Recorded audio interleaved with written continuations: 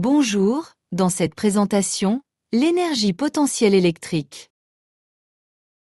En mathématiques, pour deux vecteurs du plan non nuls U et V, formant un angle alpha, le produit scalaire de U par V est le nombre réel défini par U scalaire V égale norme de U fois norme de V fois cosinus alpha. Dans un repère orthonormé O, I, J, si les coordonnées du vecteur U sont x et y, et celles du vecteur V sont x' et y', le produit scalaire de U par V est égal à x fois x' plus y fois y'. En physique, les vecteurs sont des grandeurs vectorielles, vecteur grand U et vecteur grand V, dont les normes sont les valeurs U et V de ces grandeurs, et leurs coordonnées sont notées UX, UY et VX, VY. Le produit scalaire est alors une grandeur réelle, dont l'unité dépend de celle de U et V. Voyons comment la notion de produit scalaire permet de définir une énergie potentielle.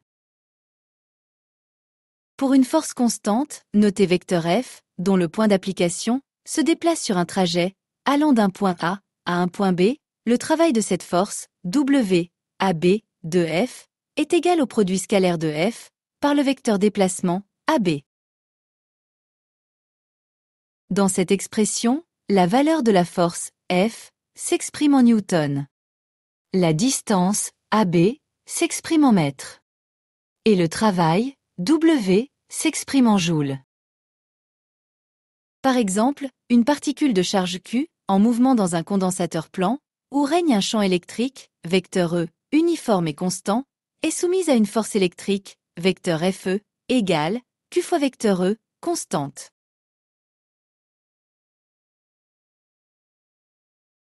On choisit un repère orthonormé O, I, J, tel que l'axe OX, soit perpendiculaire aux armatures.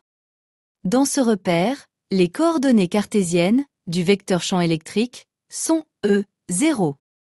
Celles de la force électrique sont QE, 0.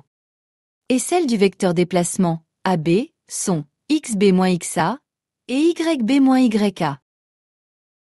Dans ces conditions, l'expression du travail de la force électrique est QE, facteur de XB moins XA. Cette expression montre que le travail de la force électrique ne dépend pas du trajet suivi, mais uniquement de la position des points de départ et d'arrivée, A et B. On dit que la force électrique est une force conservative. À toute force conservative est associée une énergie potentielle, EP, qui s'exprime en joules. La variation de cette énergie potentielle entre les positions A et B est égale à l'opposé du travail de la force conservative qui s'exerce sur le système lors de son mouvement entre ces deux positions. La force électrique étant une force conservative, on lui associe une énergie potentielle, appelée énergie potentielle électrique, dont la variation entre les positions A et B est égale à moins Q, E, XB, plus Q, E, XA.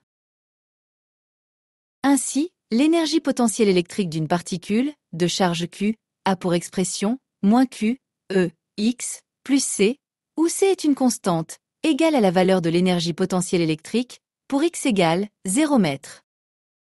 Cette constante est nulle si on choisit arbitrairement une énergie potentielle électrique nulle, pour X égale 0 mètre. Cela vous a aidé? Merci de liker cette vidéo et de s'abonner à la chaîne.